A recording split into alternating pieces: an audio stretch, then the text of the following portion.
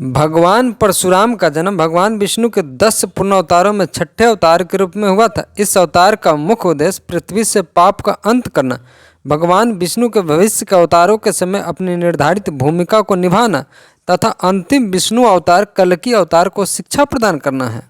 Video में आगे बढ़ने से पहले चैनल को सब्सक्राइब कर लें और बेल आइकन को भी दबाना ना भूलें। तो बढ़ते हैं वीडियो में।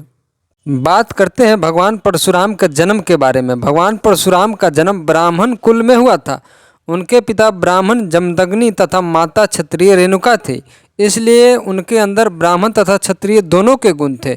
उनका बचपन का नाम राम रखा गया, किंतु भगवान शिव से प्राप्त अस्त्र परशु के कारण उन्हें परशुराम के नाम से भी जाना जाने लगा।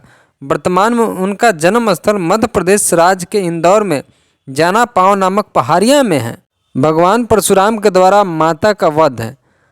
भगवान परशुराम के अलावा 4 बड़े भाई थे। एक दिन जब सभी पुत्र फल लेने के लिए वन चले गए, तब परशुराम की माता रेणुका स्नान करने चली गई। जिस समय वह स्नान करके आश्रम लौट रही थी, उन्होंने गंधर्वराज चित्रकेतु को जल विहार करते देखा। यह देखकर उनके मन में विकार उत्पन्न हो गया और खुद को रोक नहीं पाई। महर्षि जमदग्नि ने यह बात जान ली। इतने में ही वहाँ परशुराम के बड़े भाई रुक्ममान, सुसेनु, वसु और विश्वावसु भी आ गए। महर्षि जमदग्नि ने उन्हें बारी बारी से अपनी मां का वध करने को कहा, लेकिन मोहवश किसी ने ऐसा नहीं किया। तब मुनि ने श्राप दे दिया और उनकी विचार शक्ति नष्ट हो गई। फिर वहां परशुराम आए, तब जमदग्नि ने उन्हें यह कार्य करने के लिए कहा। उन्होंने पिता के आदेश पाकर तुरंत अपनी मां का वध कर दिया। यह देखकर महर्षि जमदग्नि बहुत प्रसन्न हुए और परशुराम को वर मांगने को कहा। तब परशुराम ने अपने पिता से माता रेणुका को पुनर्जीवित और चारों भाइयों को ठीक करने के लिए वरदान मांगा।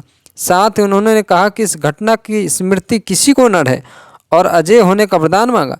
महर्षि जमदग्नि ने उनकी सभी मनोकामनाएं पूरी की। भगवान परशुराम ने लिया अपने पिता के वध का बदला। एक बार राजा सहस्त्रबाहु अपने सैनिकों के साथ ऋषि जमदग्नि के आश्रम में आए थे। तब उनका मन ऋषि जमदग्नि की गाय कामधेनु पर आ गए, लेकिन जमदग्नि ने उन्हें गाय देने से मना कर दिया। अहंकार में राजा सहस्त्रबाहु ने आश्रम को तहस नहस कर दिया तथा वह गाय लेकर चले गए। जब परशुराम को इस बात का ज्ञान हुआ तो उन्होंने सहस्त्रबाहु का वध कर दिया तथा कामधेनु को वापस लेकर आए। इसके पश्चात अपने पिता के कहने पर परशुराम तीर्थ यात्रा पर चले गए। पीछे से सहस्त्रबाहु के पुत्रों ने जमदग्नि का वध कर दिया। जब भगवान परशुराम तीर्थ यात्रा से वापस लौटे, तब अपने पिता की हत्या से इतने क्रोधित हो उठे कि उन्होंने 21 बार राजा सहस्त्रबाहु के हय क्षत्रिय वंश का पृथ्वी से समूचा विनाश कर दिया। इसके पश्चात उन्होंने संन्यास ले लिया। भगवान परशुराम ने किया 21 बार क्षत्रियों का संहार। यह एक मिथ्या बात है कि भगवान परशुराम ने संपूर्ण पृथ्वी से पूर्णतया 21 बार क्षत्रियों का संहार कर दिया था, अर्थात पृथ्वी को क्षत्रिय जाति रहित कर दिया था। दरअसल उन्होंने क्षत्रिय जाति के हय वंश का इस पृथ्वी से 21 बार संहार किया था, क्योंकि उन्होंने उसके पिता का वध किया था। रामायण में भगवान परशुराम। कुछ समय पश्चात अयोध्या में भगवान विष्णु ने अपना 7वां अवतार श्री राम के रूप में लिया। जब श्री राम अपने गुरु विश्वामित्र के साथ माता सीता के स्वयंवर में आए थे, तब उन्होंने शिव का धनुष तोड़ डाला था। शिव धनुष के टूटने की गर्जना तीनों लोक में फैल गई थी। तब महेंद्रगिरी पर्वत पर तपस्या कर रहे परशुराम को भी यह सुनाई दी। इसके पश्चात वे क्रोध में राजा जनक की नगरी पहुंचे तथा शिव धनुष तोड़ने वालों का नाम पूछा। तब उनकी श्री राम के छोटे भाई तथा शेष नाग के अवतार लक्ष्मण जी से तीखी बहस हुई थी। लेकिन जब उन्हें यह ज्ञान हुआ कि श्री राम स्वयं भगवान विष्णु का 7वां रूप लेकर आए हैं, तो वे वहां से शांत होकर चले गए। महाभारत में भगवान परशुराम। श्री राम के पश्चात भगवान विष्णु ने द्वापर युग में श्री कृष्ण के रूप में 8वां अवतार लिया। उस समय श्री कृष्ण का मुख्य उद्देश्य महाभारत के युद्ध का नेतृत्व करना था। उस युद्ध के कई महान योद्धाओं को भगवान परशुराम ने ही शिक्षा दी थी। भगवान परशुराम के द्वारा भीष्म पितामह, गुरु द्रोणाचार्य तथा कर्ण को अस्त्र शस्त्र की शिक्षा दी गई थी। एक बार उनका अपने ही शिष्य भीष्म पितामह से भयंकर युद्ध हुआ। इस युद्ध में भगवान परशुराम ने काशी की राजकुमारी अम्बा को न्याय दिलवाने के लिए लड़ा था। चूंकि भीष्म को अपनी इच्छा के अनुसार मृत्यु का वरदान था, इसलिए इस युद्ध में कोई परास्त नहीं हुआ था। अंत में देवताओं व इंद्र के द्वारा यह युद्ध रुकवा दिया गया था। महाभारत के एक और महान योद्धा कर्ण ने भगवान परशुराम से झूठ बोलकर शिक्षा ग्रहण की थी। कर्ण के इस असत्य से भगवान परशुराम इतने ज़्यादा क्रोधित हो गए थे कि उन्होंने उसे श्राप दिया कि जब उसे अपनी इस विद्या की सबसे ज़्यादा आवश्यकता होगी उस समय वह उसको पूर्णतः भूल जाएगा। परशुराम का कोंकण बसाना। कहते हैं कि एक समय भारत के पश्चिमी तट की भूमि जलमग्न थी। तब भगवान परशुराम ने अपनी कुल्हाड़ी से समुद्र के पानी पर प्रहार किया तथा उसे पीछे धकेल दिया। इससे वहाँ भूमि का निर्माण हुआ जिसे कोंकण की भूमि कहा गया।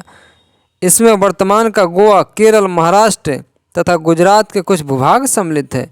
गोवा के निर्माण में भगवान परशुराम की अति महत्वपूर्ण भूमिका थी, इसलिए आज भी गोवा के निर्माता के रूप में भगवान परशुराम को माना जाता है। भगवान परशुराम और भगवान कल्की का अवतार। ऐसा बताया गया है कि भगवान परशुराम चिरंजीवी है तथा उनका अंत कलयुग के समाप्ति के साथ ही होगा। यह उस समय होगा जब भगवान विष्णु अपना अंतिम अवतार कल्की के रूप में लेंगे। तब उन्हें अस्त्र शस्त्र की विद्या देने का भार भगवान परशुराम पर ही होगा। एक तरह से भगवान परशुराम भगवान कल्की के गुरु की भूमिका निभाएंगे। तब जाकर इस मृत्यु लोक पर उनका कर्तव्य पूर्ण माना जाएगा। भगवान परशुराम की मृत्यु। जैसा कि हमने आपको बताया कि भगवान परशुराम का कर्तव्य अभी भी पूर्ण नहीं हुआ है। वे भगवान विष्णु के 6ठे अवतार थे, जबकि इस कल्प में भगवान विष्णु को कुल 10 अवतार लेने हैं। भगवान परशुराम का कर्तव्य केवल अपने समय काल तक का ही नहीं था, अपितु उनकी भूमिका भगवान विष्णु के 7वें अवतार श्री राम के समय और 8वें अवतार श्री कृष्ण के समय भी रही है। इसी के साथ उनकी मुख्य भूमिका भगवान विष्णु के अंतिम अवतार कल्की अवतार को शिक्षा देने तथा अस्त्र शस्त्र चलाने की विद्या देने की होगी। भगवान कल्की को संपूर्ण ज्ञान देने के बाद भगवान परशुराम का कर्तव्य पूर्ण हो जाएगा और वे इस मृत्यु लोक को छोड़कर श्री हरि में समा जाएंगे। दोस्तों, हम आशा करते हैं हमारा यह वीडियो आपको पसंद आया होगा, तो देर किस बात की, फटाफट चैनल को सब्सक्राइब करें, लाइक करें और वीडियो को शेयर करें। मिलते हैं एक नई कहानी के साथ, तब तक के लिए जय श्री कृष्ण, जय श्री हरि विष्णु।